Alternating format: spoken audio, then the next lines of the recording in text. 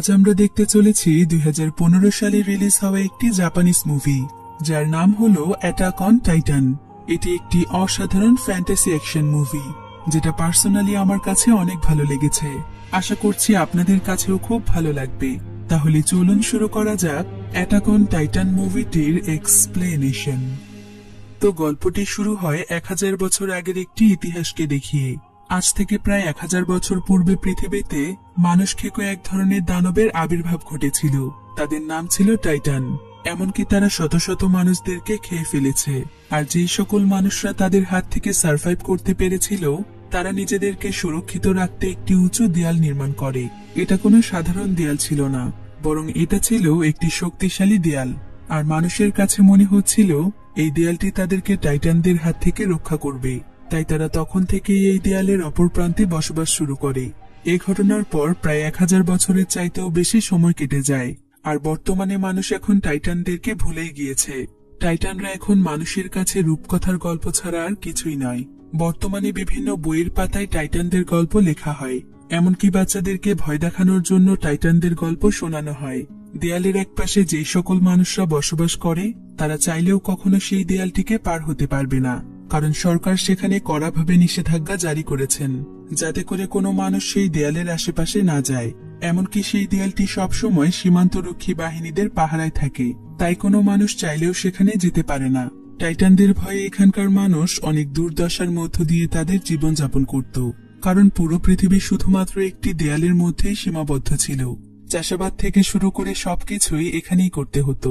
আবার এই দেয়ালের মধ্যকার পৃথিবী 3টি সেক্টরে বিভক্ত ছিল, যার মধ্যে 3 নম্বর সেক্টরে শুধুমাত্র কৃষক এবং অন্যান্য শ্রমিকরা কাজ করত। 2 নম্বর সেক্টরটি ছিল ইন্ডাস্ট্রিয়াল, অর্থাৎ এখানে ফ্যাক্টরি এবং বিভিন্ন ধরনের শিল্প কারখানা ছিল। আর 1 নম্বর সেক্টরে উচ্চবিত্ত মানুষেরা বসবাস করত, যারা কিনা সেখানে থেকে পুরো শহরকে কন্ট্রোল করত। এখানকার এক সেক্টরের মানুষের অন্য সেক্টরে যাওয়ার কোনো অনুমতি নেই, কারণ সরকারের পক্ষ থেকে কঠোরভাবে নিষেধাজ্ঞা রয়েছে। পরের দৃশ্যে আমরা এরিন নামক একজন ছেলেকে দেখতে পাই, যে কিনা 3 নম্বর সেক্টরে বসবাস করত। এরিন ছিল অনেক বুদ্ধিমান একটি ছেলে।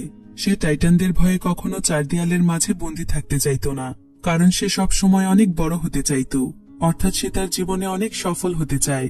আর এই দেয়ালের বাইরে গিয়ে সে পুরো পৃথিবীকে জয় করতে চায়। আর এটা তার স্বপ্ন ছিল। এরিন নিজের স্বপ্নটিকে তার বন্ধুদের সঙ্গে শেয়ার করে। আসলে সে কখনোই টাইটানদের উপর বিশ্বাস করত না, এমনকি সে টাইটানদেরকে রূপকথার গল্পই মনে করত। এরিনের বন্ধুর নাম ছিল জিসাং। সেও অনেক বুদ্ধিমান ছিল। জিসাং সবসময় নতুন নতুন জিনিস আবিষ্কার করতে চাইত, কিন্তু সে চাইলেও কিছু আবিষ্কার করতে পারবে না, কারণ এখানকার সরকার কোনো কিছু আবিষ্কারের উপরও নিষেধাজ্ঞা জারি করেছেন। এরিনের একটি মেয়ে বন্ধু আছে, তার নাম হলো মিকাসা। মিকাসা এবং এরিন একে অপরকে ভালোবাসত। এরিন সবসময় মিকাসাকে নিয়ে খুব সুন্দরভাবে জীবনযাপন করতে চাইত। একদিন জিসাং এরিনের সঙ্গে দেখা করতে যাচ্ছিল। হঠাৎ করে এই রাস্তাতে একজন অচেনা ব্যক্তির সঙ্গে তার ধাক্কা লাগে। জিসাং এই ব্যাপারটিকে খুব একটা খেয়াল করে না, বরং সে মিকাসাকে সঙ্গে নিয়ে এরিনের কাছে আসে। এরিন আসলে সবসময় একটি স্পেশাল জায়গাতে আসতো, আর সে এই জায়গাতে আসতে পেরে নিজেকে অনেক সৌভাগ্যবান মনে করত, কারণ সে এখানে দাঁড়িয়ে অন্যান্য সেক্টরের সবকিছুই দেখতে পেত। হঠাৎ করে এরিন সিদ্ধান্ত নেয় আজকে যেভাবেই হোক সে সেই দেয়ালের অপর প্রান্তে যাবে। এ ব্যাপারে সে মিকাসা এবং জিসাংকেও রাজি করিয়ে ফেলে। এরপর তারা 3 জন মিলে সেই দেয়ালের উদ্দেশ্যে রওনা হয়। আর খুব অল্প সময়ের মধ্যেই তারা সেখানে পৌঁছে যায়। তারা তাদের জীবনে এই প্রথমবার সকল সৈনিকদের চোখ ফাঁকি দিয়ে দেয়ালটির খুব কাছে চলে আসে। ধীরে ধীরে তারা দেয়ালটির দিকে এগিয়ে যাচ্ছিল, কিন্তু তখনই একজন সৈনিক তাদেরকে ধরে ফেলে। আর সে তাদেরকে গভর্নমেন্টের কাছে নিয়ে যেতে চায়, কিন্তু ঠিক তখনই সেখানে সৈনিকদের লিডার চলে আসে, যার নাম হলো জেন। জেন এখানে তাদেরকে বাঁচিয়ে নেয়, কারণ সে এরিনকে আগে থেকেই চিনত, এমনকি সে তাকে অনেক পছন্দ করত। জেন খুব ভালো করেই জানে যে এরিন অনেক বুদ্ধিমান একটি ছেলে, তাই সে সবসময় এরিনকে অনেক সাপোর্ট করত। এখানে তারা সবাই মিলে গল্প করছিল। হঠাৎ করেই তারা বুঝতে পারে যে সেখানকার মাটি কাঁপছে। তাদের কাছে মনে হয় যে এখানে হয়তো ভূমিকম্প হচ্ছে, কিন্তু যখনই তারা উপরের দিকে তাকায় তখন তারা দেখতে পায় বিশাল এক দানব তাদের দিকে ধেয়ে আসছে। আর এই দানবটির নাম হলো কোলোসাল টাইটান, যেটা সাধারণ টাইটানের তুলনায় অনেক বেশি বড় ছিল। এমনকি শক্তির দিক থেকেও এটা প্রায় 100 গুণ এগিয়ে। তাছাড়া এই কোলোসাল টাইটান ছিল আগুনের তৈরি। সে এখানে দাঁড়িয়ে তার শরীরের মধ্য থেকে আগুন বের করছিল। এই দৃশ্য দেখে তারা সকলেই অনেক ভয় পেয়ে যায়। এদিকে সেই টাইটান তার বিশাল একটি পা দিয়ে সেখানকার দেয়ালটিকে ভাঙতে শুরু করে, এমনকি সে চারিদিকে তোলপাড় শুরু করে দেয়। সৈনিকরা বুঝতে পারছিল না যে এখন তাদের কি করা উচিত।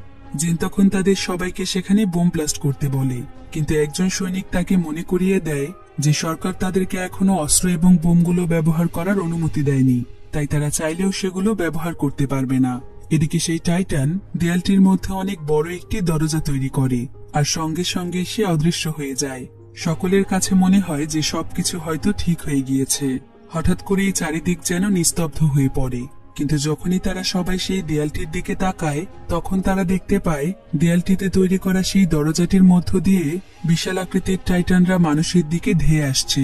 এই সকল টাইটানরা দেখতে অনেকটা মানুষের মতোই ছিল, কিন্তু তারা মানুষের তুলনায় অনেক বড় আকৃতির। তারা এখানে মানুষদেরকে দেখে অদ্ভুতভাবে হাসছিল, কারণ তারা মানুষদেরকে তাদের খাবার মনে করছিল। এদিকে সৈনিকরা কোনো উপায় না পেয়ে সরকারের বাধা অমান্য করেই তাদের দিকে বোম মারতে শুরু করে, কারণ তারা নিশ্চুপ থাকলে এখানে কেউই বাঁচবে না। কিন্তু তারা সবাই দেখতে পায় বোম মারার পরেও তাদের কিছুই হচ্ছে না, কারণ তাদের শরীরে যেই অংশে বোম বিস্ফোরিত হচ্ছিল সেই অংশটি আবারও নতুন করে সৃষ্টি হচ্ছিল, অর্থাৎ তাদেরকে কখনোই এভাবে মারা যাবে না। দেখতে দেখতে সেই টাইটানরা মানুষের লোকালয়ের মধ্যে চলে আসে, আর তারা চারিদিক থেকে সকল মানুষকে ঘিরে ফেলে। টাইটানরা যেহেতু অনেক বড় আকৃতির, তাই মানুষ তাদের কাছে অনেকটা পিঁপড়ার মতন ছিল। সকল মানুষ আতঙ্কিত হয়ে চারিদিকে ছুটোছুটি করতে থাকে। এদিকে টাইটানরা মানুষদেরকে ধরে ধরে খেতে শুরু করে। সকল মানুষ বাঁচার জন্য চিৎকার করছিল। এখানে সৈনিকরা এতটাই ভয় পেয়ে যায়, তারা টাইটানদের খাবার হওয়ার বদলে আত্মহত্যাকেই সহজ মনে করে, তাই তারা নিজেরাই নিজেদেরকে গুলি করে মেরে ফেলে। টাইটানরা পুরো শহরকেই ধ্বংস করে ফেলছিল। ঘরবাড়ি, রাস্তাঘাট, বাজার, মার্কেট সবকিছুই তারা ধ্বংস করে ফেলে। এমনকি তারা মানুষদেরকে পিষে মেরে ফেলছিল। মানুষ তাদের জীবন বাঁচানোর জন্য শহরের সবচাইতে বড় একটি হলের সামনে যায়, যেটা শহরের সবচাইতে মজবুত একটি বিল্ডিং।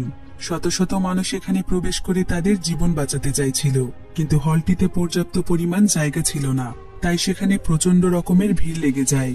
এমনকি প্রতিটি মানুষই তাদের নিজের জীবন বাঁচানোর জন্য অন্য কারো জীবনের পরোয়া না করেই ভিতরে ঢোকার চেষ্টা করছিল।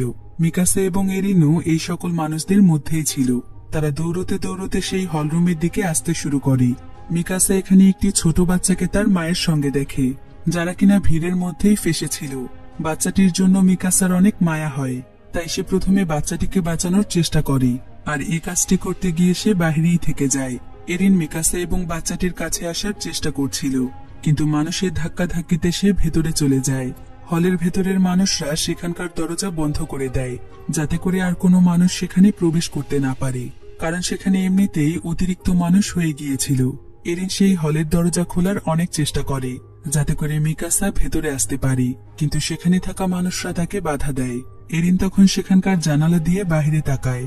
এরিন দেখতে পায় মিকাসা সেই ছোট্ট বাচ্চাটিকে কোলে নিয়ে দাঁড়িয়ে আছে, আর তাদের খুব কাছে একটি টাইটান চলে এসেছে। এরিন চাইলেও এখানে মিকাসার জন্য কিছুই করতে পারছে না।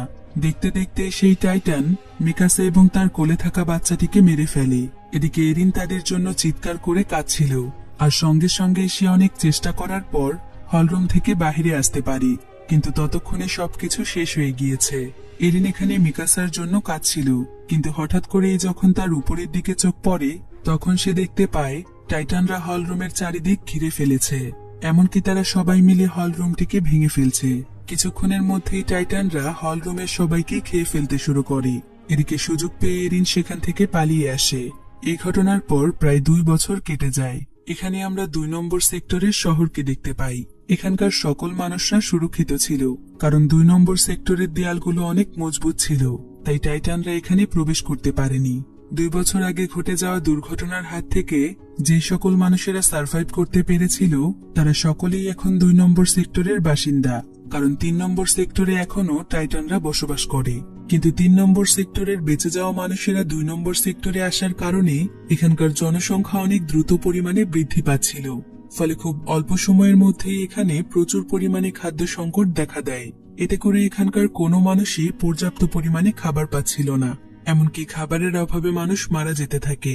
তাই তারা টাইটানদের হাত থেকে বাঁচলেও এখন খাবারের অভাবে তাদেরকে মারা যেতে হবে। তাই বেঁচে থাকার জন্য 3 নম্বর সেক্টরের মানুষের কাছে এখন একটাই রাস্তা আছে, আর সেটা হলো টাইটানদের মোকাবেলা করে তাদের এরিয়াটিকে নিরাপদ করে তোলা, যাতে করে তারা সবাই আবারও 3 নম্বর সেক্টরে ফিরে যেতে পারে এবং নতুন করে জীবন শুরু করতে পারে। টাইটানদের সঙ্গে মোকাবেলা করার জন্য সৈনিকদের অনেক বড় একটি টিম গঠন করা হয়, আর এই টিমের প্রতিটি সদস্যকে টানা 2 বছরের শক্ত ট্রেনিং দেয়া হয়, কারণ টাইটানদের সঙ্গে লড়াই করা কোনো সহজ বিষয় ছিল না। সৈনিকদের এই টিমের মধ্যে এরিন এবং তার বন্ধু জিসাংও রয়েছে, আর তারাও প্রায় 2 বছর যাবত এই ট্রেনিং গ্রহণ করেছে, কারণ তারা মিকাসা হত্যার প্রতিশোধ নিতে চায়। তাদের সবাইকে নেতৃত্ব দেওয়ার জন্য একজন কমান্ডার রয়েছে, যার নাম হলো কুবাল। কুবাল এখানে সকল সৈনিকদেরকে তার প্ল্যানের কথা বলছিল। সে তাদের সবাইকে বলে, আমরা রাতের বেলা আমাদের মিশনে বের হব।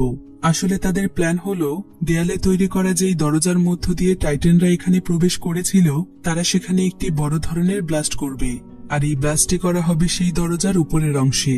এতে করে উপরের সবকিছুই নিচে ধসে পড়বে, ফলে সেই দরজাটি বন্ধ হয়ে যাবে, ফলে আর কোনো টাইটান সেখানে প্রবেশ করতে পারবে না। আর 3 নম্বর সেক্টরে এখন যেই টাইটানরা রয়েছে তারা সবাই মিলে তাদেরকে মেরে ফেলবে। যদি কোনোভাবে তাদের এই মিশন সফল হয়, তাহলে তারা আবারও 3 নম্বর সেক্টরে বসবাস করতে পারবে। এই মিশনটি এখন তাদের শেষ ভরসা। তাদের ওয়েপেন লিডারের নাম ছিল সামান্থা। সামান্থা এখানে সবাইকে একটি বিশেষ ধরনের অস্ত্র দেখায়, যেটার সাহায্যে তারা উঠতে পারবে, কারণ তারা জানতে পেরেছে শুধুমাত্র টাইটানদের ঘাড়ে আঘাত করেই তাদেরকে মারা সম্ভব। যেহেতু টাইটানরা অনেক বড় আকৃতির, তাই অবশ্যই উপরে উঠে তাদের ঘাড়ে আঘাত করতে হবে, আর এই অস্ত্রটি তাদেরকে উপরে উঠতে সাহায্য করবে। এরপর রাতের বেলা তারা তাদের প্ল্যান অনুযায়ী মিশনে বেরিয়ে পড়ে, কিন্তু হঠাৎ করে এই রাস্তাতে তারা অদ্ভুত এক ধরনের আওয়াজ শুনতে পায়। তখন তারা সবাই মিলে আশেপাশে চেক করতে শুরু করে, কিন্তু বেশ কিছু সময় চলে যাওয়ার পরও তারা কিছুই খুঁজে পায় না। তাই তারা আবারও সামনের দিকে এগোতে শুরু করে। কিছুক্ষণ পরেই তাদের মধ্যে একজন একটি ছোট বাচ্চার কান্নার আওয়াজ শুনতে পায়। তার কাছে মনে হয় যে বাচ্চাটি হয়তো কোনো বিপদে পড়েছে, তাই সে বাচ্চাটিকে খুঁজতে চলে যায়। এরিনও তখন তার পিছু পিছু যায়, কিন্তু যখনই তারা সেই বাচ্চাটির কাছে পৌঁছে যায়, তখন তারা বুঝতে পারে যে এটা হলো টাইটানদের বাচ্চা। বাচ্চা টাইটানটি তখন তাদের দিকে ধেয়ে আসতে থাকে আর তাদেরকে ধরার চেষ্টা করে, কিন্তু সে তাদেরকে ধরতে গিয়ে নিচে পড়ে যায়, ফলে সে আঘাত পেয়ে জোরে জোরে কান্না করতে শুরু করে। এদিকে তার কান্নার আওয়াজ শুনতে পেয়ে সকল টাইটানরা তাদের দিকে ধেয়ে আসতে থাকে। এরিন এবং তার সঙ্গী সেখান থেকে পালিয়ে যাওয়ার চেষ্টা করে, কিন্তু তারা দেখতে পায় কমান্ডার কুবাল নিজে বাঁচার জন্য তাদের সবাইকে সেখানে রেখেই গাড়ি এবং অস্ত্র নিয়ে পালিয়ে যায়। এতে সেখানে থাকা সকল সৈন্যরা অনেক বড় ধরনের বিপদে পড়ে, কারণ তাদের সবাইকে চারিদিক থেকে টাইটানরা ঘিরে ফেলেছে। এরিনের বন্ধু জিসাংকে একটি টাইটান ধরে ফেলে, কিন্তু অন্য একজন সৈনিক এসে তাকে বাঁচিয়ে নেয়। তার নাম হলো শিকিশিমা। শিকিশিমা আসলে একজন টাইটান হান্টার, অর্থাৎ সে টাইটানদেরকে মারতে অনেক এক্সপার্ট ছিল। সে এখানে প্রায় 10 থেকে 15টি টাইটানকে মেরে ফেলেছে। এখানে তার সঙ্গে একজন মেয়েও রয়েছে। এই মেয়েটিও তার মতো টাইটান হান্টার, কিন্তু সবচাইতে অবাক করা বিষয় হচ্ছে মেয়েটি আর কেউ নয়, বরং এরিনের গার্লফ্রেন্ড মিকাসা। তারা দুজন মিলে তাদের অস্ত্র ব্যবহার করে সেখানে থাকা টাইটানদেরকে মেরে ফেলে। এদিকে এরিন মিকাসাকে দেখে অনেক অবাক হয়ে যায়, কারণ প্রায় 2 বছর ধরে সে তাকে মৃত মনে করছিল। কিন্তু এরিন এখানে লক্ষ্য করে যে মিকাসা তাকে ইগনোর করছে। আসলে সেদিন সেই টাইটান মিকাসাকে গিলে ফেলেছিল, কিন্তু শিকিশিমা এসে তাকে বাঁচিয়ে নেয় এবং সে মিকাসাকে 2 বছর টাইটানদের সঙ্গে লড়াই করার ট্রেনিং দেয়। এরিনও তখন শিকিশিমার কাছে টাইটানদের সঙ্গে লড়াই করা শিখতে চায়।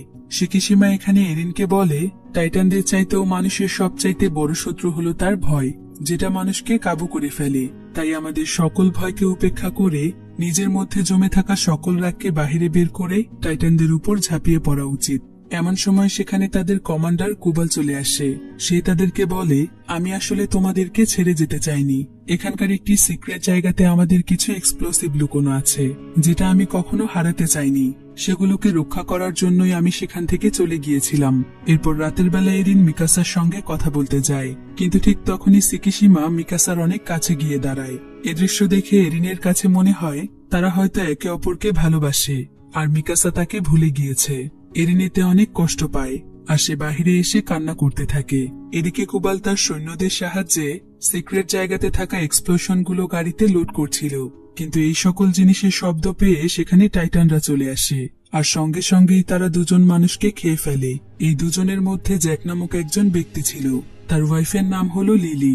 টাইটানরা জ্যাককে মেরে ফেলায় লিলি অনেক কষ্ট পায়। এতে সেখানে থাকা সকলেই অনেক ভয় পেয়ে যায়। কিন্তু স্বার্থপর কুবাল মানুষের চিন্তা না করে শুধুমাত্র তার এক্সপ্লোসিভ গুলোর চিন্তা করছিল।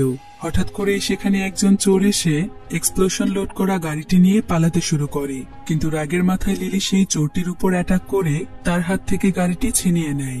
এমনকি সে এক্সপ্লোসিভ গুলোতে আগুন লাগিয়ে দেয়, কারণ সে টাইটানদের উপর তার স্বামী হত্যার প্রতিশোধ নিতে চাইছিল।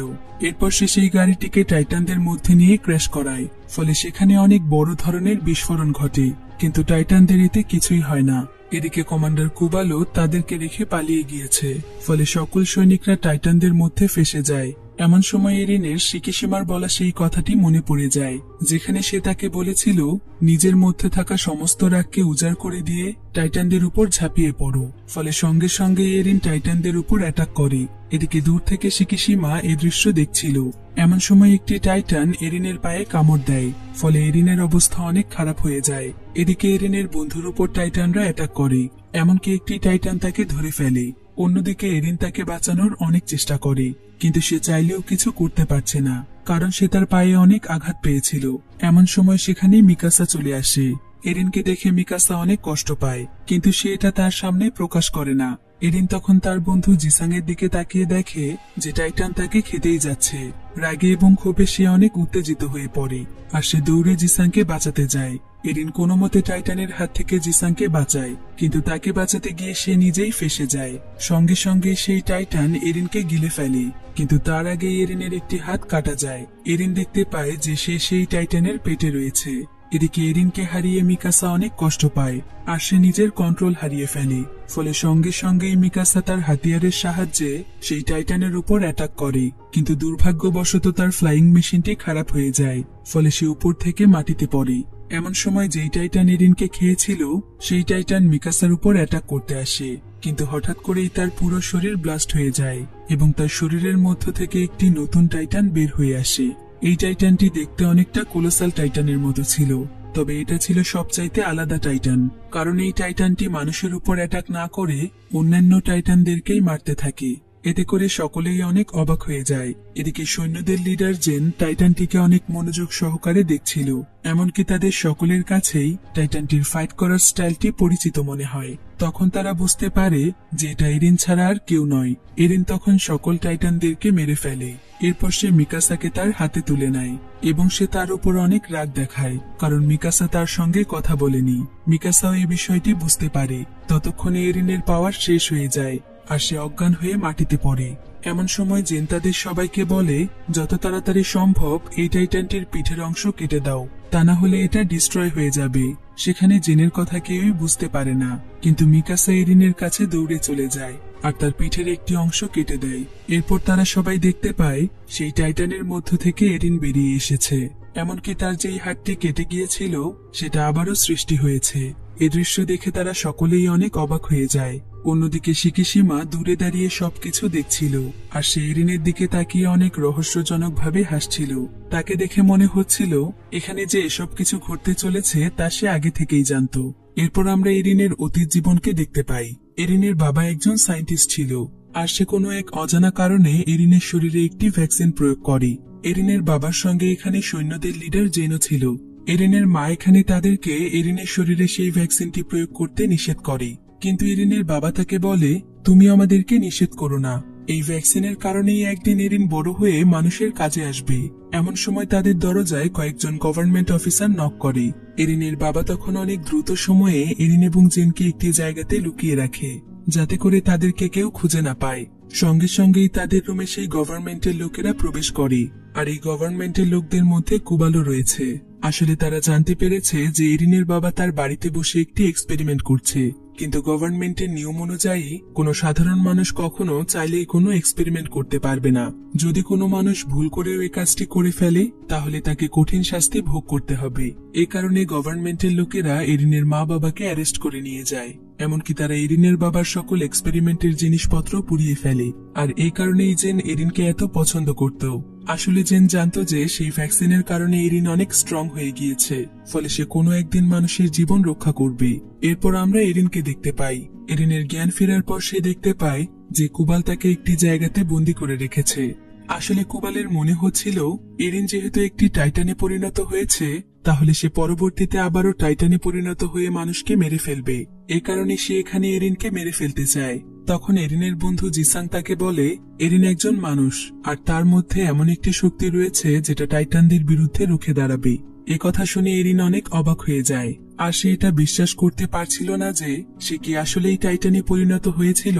কিন্তু এটা ভেবে এরিন নিজের উপর অনেক প্রাউড ফিল করছিল যে তার মধ্যে এমন একটি শক্তি রয়েছে যেটা টাইটানদের বিরুদ্ধে রুখে দাঁড়াবে। জেন এখানে এরিনের পক্ষে কথা বলে, ফলে সঙ্গে সঙ্গে কুবাল জেনকে গুলি করে মেরে ফেলে। কিন্তু মারা যাওয়ার আগে জেন এরিনকে জানায় যে কুবালি তার মা বাবাকে হত্যা করেছে। একথা জানতে পেরে সেখানকার সকলেই কুবালের বিরুদ্ধে চলে যায়। এমন সময় সেখানে অনেক বড় একটি টাইটান চলে আসে।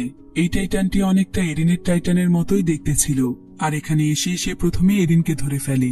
এরপর সেখানে থাকা সবাই মিলে এরিনকে বাঁচানোর অনেক চেষ্টা করে, কিন্তু সেই টাইটান সকলকে দূরে সরিয়ে দিচ্ছিল। এমনকি সে জিসাংকে মেরে ফেলতে চায়। ঠিক তখনই মিকাসা এসে টাইটানটিকে শান্ত হতে বলে, আর টাইটানটিকে দেখে এমন মনে হচ্ছিল যে টাইটানটি হয়তো মিকাসার কথা শুনছে। এরপর সেই টাইটান এরিনকে সাথে নিয়ে সেখান থেকে চলে যায়। অন্যদিকে ধ্বংসাবশেষের নিচে চাপা পড়ে কুবাল মারা যায়। এদিকে তারা সবাই মিলে এরিনকে উদ্ধার করার প্ল্যান করছিল। এমনকি তারা তাদের সেই মিশনটিকেও কমপ্লিট করতে চাইছিল, যে মিশনটির মাধ্যমে তারা টাইটানদেরকে মারতে পারবে। জিসাং তখন তাদের সবাইকে বলে, আমরা এখনো চাইলে আমাদের মিশনটি কমপ্লিট করতে পারবো, কারণ 3 নম্বর সেক্টরে আমি একটি পুরনো এক্সপ্লোসিভ দেখেছি। আমরা চাইলে সেটাকে কাজে লাগাতে পারি। এরপর তারা সবাই মিলে 3 নম্বর সেক্টরের দিকে রওনা হয়। অন্যদিকে আমরা এরিনকে দেখতে পাই, যাকে কিনা অদ্ভুত একটি রুমে বন্দি করে রাখা হয়েছে। এরিন তখন উঠে দাঁড়ায়, আর সে সেখানে শিকিশিমাকে দেখতে পায়। সে এখানে এরিনকে সবকিছু বলতে শুরু করে। সে বলে, টাইটানরা আসলে এমনি এমনি সৃষ্টি হয়নি, বরং এরিনের বাবার কারণেই টাইটানরা সৃষ্টি হয়েছে। এরিনের বাবা আসলে একটি এক্সপেরিমেন্ট করতে চাইছিল। সে সেই এক্সপেরিমেন্টের মাধ্যমে কিছু অস্ত্র বানাতে চাইছিল, কিন্তু তার এক্সপেরিমেন্ট ফেল হয়ে যায়। ফলে চারিদিকে অদ্ভুত এক ধরনের ভাইরাস ছড়িয়ে পড়তে থাকে, আর সেই ভাইরাসের প্রভাবেই মানুষ তখন টাইটানে পরিণত হচ্ছিল।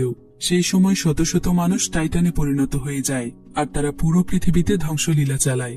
মানুষ তখন সেই টাইটানদের হাত থেকে বাঁচার জন্যই দেয়াল নির্মাণ করে। কিন্তু সবচাইতে বিপজ্জনক ব্যাপার হলো টাইটানরা না খেয়েই বেঁচে থাকতে পারে, অর্থাৎ তারা কখনোই মরবে না। এরপর এরিনের বাবা আরো একটি এক্সপেরিমেন্ট করে, কিন্তু সেই এক্সপেরিমেন্টটিতে সফল হওয়ার আগেই গভর্নমেন্টের লোকেরা তাকে মেরে ফেলে। এরিনের বাবা যখন সেই এক্সপেরিমেন্ট করছিল, তখন সে নিজেও জানতো যে তাকে মেরে ফেলা হবে। তাই সে দেরি না করে প্রথমেই এরিনের শরীরে তার আবিষ্কার করা ভ্যাকসিনটি প্রয়োগ করে, যাতে করে এরিন টাইটানদের বিরুদ্ধে রুখে দাঁড়ায়। আর এ কারণে এরিন কখনো মারা যাবে না, এমনকি সে যখন ইচ্ছে তখনই টাইটানে পরিণত হতে পারবে। শিকিশিমা এখানে এরিনকে তার টিম দেখায়, আর বলে, সেদিন রাতে গভর্নমেন্টের এক্সপ্লোসিভ যে চুরি করছিল সেটা আর কেউ নয়, বরং সে নিজেই। এমনকি সে অনেকদিন ধরেই গভর্নমেন্টের বিরুদ্ধে কাজ করছে, কারণ গভর্নমেন্টের লোকেরা যদি এরিনের বাবাকে না মারত, তাহলে এতদিনে সে তার আবিষ্কারের মাধ্যমে টাইটানদেরকে মারতে পারত, আর তাদেরকে এত বড় বিপদের মধ্যে পড়তে হতো না। গভর্নমেন্ট সবসময় তাদের নিজের কথা ভেবেছে, তারা সবসময় নিজেদের সেক্টরটিকে নিরাপদ রেখেছে, কিন্তু আমাদের কথা কখনো ভাবেনি। তাই আমাদের টাইটানদের পাশাপাশি গভর্নমেন্টের বিরুদ্ধেও রুখে দাঁড়াতে হবে। এরিনও তখন তার কথায় রাজি হয়ে যায়। অন্যদিকে আমরা মিকাসা এবং বাকি সৈন্যদেরকে দেখতে পাই, যারা কিনা কোনো মতে টাইটানদের চোখকে ফাঁকি দিয়ে সেই বোমের কাছে পৌঁছে গিয়েছে। এরপর তারা সবাই মিলে সেই বোমটিকে তাদের গাড়িতে তোলে, আর সেই দেয়ালের দিকে রওনা হয়, যেই দেয়ালের দরজার মধ্য